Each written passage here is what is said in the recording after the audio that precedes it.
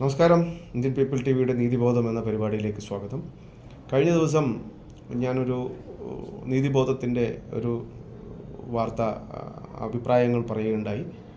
ഈ ആരോഗ്യ വകുപ്പുമായി ബന്ധപ്പെട്ടുള്ള വളരെയധികം വൈറലാവുകയും ഒരുപക്ഷെ ഒരുപാട് ജനപിന്തുണയും ഒരുപാട് അഭിപ്രായങ്ങളും അതുമായിട്ട് കിട്ടുകയും തുടർന്ന് ഇത്തരം പരിപാടികൾ മുന്നോട്ട് കൊണ്ടുപോകണമെന്ന ഒരുപാട് ആളുകളുടെ അഭിപ്രായത്തെ മാനിക്കുന്നു. എല്ലാവർക്കും താങ്ക്സ്. ഇന്ന് മറ്റൊരു വിഷയവുമായിട്ടാണ് ഞാൻ ഇവിടെ വന്നതെങ്കിലും പക്ഷേ ഇവിടെ വന്നിരുന്നപ്പോൾ വീണ്ടും ആരോഗ്യ വകുപ്പുമായി ബന്ധപ്പെട്ടുള്ള ഒരു വിഷയത്തെക്കുറിച്ച് എൻ്റെ ശ്രദ്ധയിൽപ്പെട്ടു.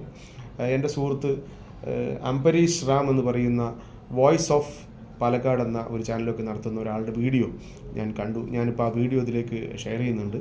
അപ്പോൾ അതിൽ ഒരുപക്ഷെ ഈ ബിൽഡിങ്ങൊക്കെ ഇടിഞ്ഞു വീണ് ഒരു അമ്മ നമ്മുടെ വിട്ട് പിരിഞ്ഞു പോകുന്ന ദുഃഖത്തിനൊക്കെ മുമ്പ് അദ്ദേഹം ആ വീഡിയോ ഷെയർ ചെയ്തിരുന്നു എന്ന് തോന്നുന്നു. പക്ഷേ അതിന് നടപടി ഉണ്ടായോ ഇല്ലേ എന്നുള്ളത് എനിക്കറിയില്ല. അതിന് മുമ്പ് ഞാനും പല വിഷയങ്ങളുമായി ബന്ധപ്പെട്ട് പരാതി കൊടുത്തിട്ട് മനുഷ്യാവകാശ കമ്മീഷൻ വിധി പോലും എനിക്ക് മാതൃഭൂമിയുടെ വാർത്തയിൽ നിന്നാണ് മനസ്സിലാക്കാൻ കഴിഞ്ഞത്. എനിക്കതിൻ്റെ ഇത് കിട്ടിയില്ല, എന്താ കാരണം എന്നറിയില്ല. പക്ഷെ എന്തായാലും അത്തരം വിഷയങ്ങളിൽ ഒരു ബെഡിൽ 2 പേര് കിടക്കുന്ന അവസ്ഥയൊക്കെ വളരെ ദാരുണമാണ് എന്നിരിക്കെ പാലക്കാട് മെഡിക്കൽ കോളേജ് വളരെ വർഷങ്ങളായിട്ട് പണി കഴിച്ച് അത് പൂർത്തീകരിക്കാതെ കിടക്കുകയാണ്. ഇവിടുത്തെ രാഷ്ട്രീയക്കാർക്ക് ഇലക്ഷൻ വരുന്ന സമയത്ത് മാത്രം, ഇത് ഒരു വ്യക്തിപരമായിട്ട് ആരെയും ചേർത്ത് പറയുന്നില്ല, ഒട്ടുമൊത്തമായിട്ടുള്ള ആളുകൾക്കും ഉള്ള ഒരു പ്രശ്നം, ആ ഇലക്ഷൻ വരുമ്പോൾ മാത്രം അത് ഉയർത്തിപ്പിടിക്കുകയും അത് ഞങ്ങൾ അങ്ങനെ ആക്കുമെന്നും മറ്റുള്ളവരുടെ പഴിചാരലും ഇത് വന്നാലാകുമെന്നൊക്കെ പറയാമെന്നല്ലാതെ അതിനുശേഷം പിന്നെ നമ്മൾ പാടെ മറന്നു പോകുന്ന ഒരവസ്ഥയാണ്. കാരണം കഴിഞ്ഞ ഇലക്ഷനിലൊക്കെ നമ്മൾ ചർച്ച ചെയ്യപ്പെട്ട വിഷയങ്ങളിലായിരുന്നു മെഡിക്കൽ കോളേജ് ഉണ്ടായിരുന്നത്. പക്ഷേ ഇതുവരെയും പാലക്കാടൻ ജനതയ്ക്ക് മെഡിക്കൽ കോളേജിനെ പൂർത്തീകരിച്ചു വിട്ടുകൊടുക്കാൻ സാധിച്ചിട്ടില്ല. അതിൻ്റെ ഒരു ദുരവസ്ഥയാണ് ഇപ്പോൾ ഞാൻ ഇന്ന് ആ വീഡിയോ കണ്ടപ്പോൾ മനസ്സിലാക്കാൻ കഴിഞ്ഞു. അപ്പോൾ അദ്ദേഹത്തിൻ്റെ ആ വീഡിയോ ഞാൻ ഇതിനോടൊപ്പം ഷെയർ ചെയ്യാൻ ഞാൻ അദ്ദേഹത്തെ വിളിച്ച് പറഞ്ഞു, ഞാൻ അതിലേക്ക് ഇടുകയാണ് എന്ന് പറഞ്ഞു. കുഴപ്പമില്ല, അദ്ദേഹത്തിൻ്റെ വോയിസ് ഓഫ് പാലക്കാടിൻ്റെ ലോഗോ വെച്ചുകൊണ്ടാണ് പ്രശ്നമുണ്ടോ ചോദിച്ചപ്പോൾ കുഴപ്പമില്ല, ഒരു ചാനൽ ചെയ്യുന്ന ഒരു വാർത്തയെക്കുറിച്ചാണല്ലേ നമ്മൾ പറയുന്നത്, തെറ്റൊന്നുമില്ല എന്ന് പറഞ്ഞാൽ അതും കൂടി ഇതിലേക്ക് ഷെയർ ചെയ്യും. പാലക്കാട് ജില്ലാ ഹോസ്പിറ്റലിലെ എക്സ്റേ എടുക്കാനും സ്കാൻ ചെയ്യാനും ഒക്കെ കൊണ്ടുപോകുന്ന ആളുകൾക്ക് മഴ കാരണം ടാർപ്പായും പൊതിഞ്ഞും മഴ കൊണ്ടും രോഗികളെ കൊണ്ടുപോകുന്ന ഒരു വീഡിയോ ആണ്. നിങ്ങളതൊന്ന് കണ്ടു നോക്കും. മഴയത്താണ് കൊണ്ടുപോകണത്.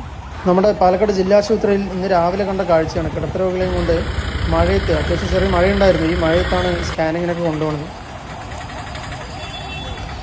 നല്ല മഴയത്താണ് രോഗികളെ കൊണ്ടുപോകുന്നത്.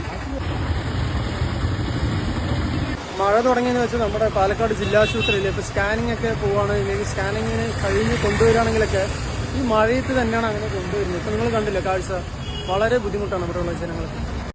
കണ്ടില്ലേ, ഇതാണ് ആ വീഡിയോ. ഇത് എത്ര ദാരുണമായ, എത്ര വിഷമകരമായ വിഷയമാണെന്ന് നോക്കൂ. സമ്പന്നരായവർക്ക് ഒരുപാട് സാഹചര്യങ്ങളുണ്ട്, പക്ഷേ സാധാരണക്കാരാണ് നമ്മുടെ നാട്ടിൽ കൂടുതലുമുള്ളത്.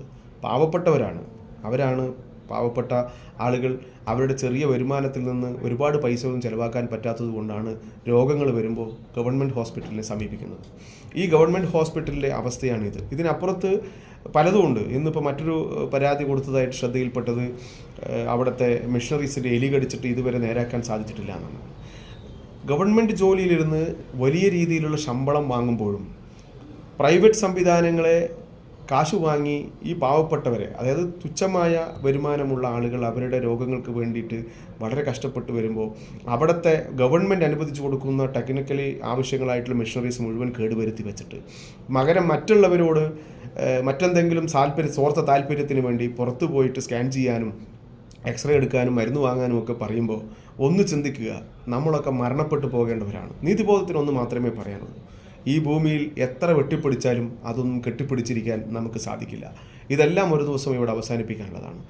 നമുക്ക് എത്ര സമ്പന്നതയുണ്ടെങ്കിലും ഒരു നേരത്തെ വയറ് നിറച്ച് കഴിക്കുന്ന ഒരു 5 ഇഡ്ഡലിക്ക് മുകളിൽ 6ാമതൊരു ഇഡ്ഡലി കഴിക്കാൻ നമുക്ക് സാധിക്കില്ല.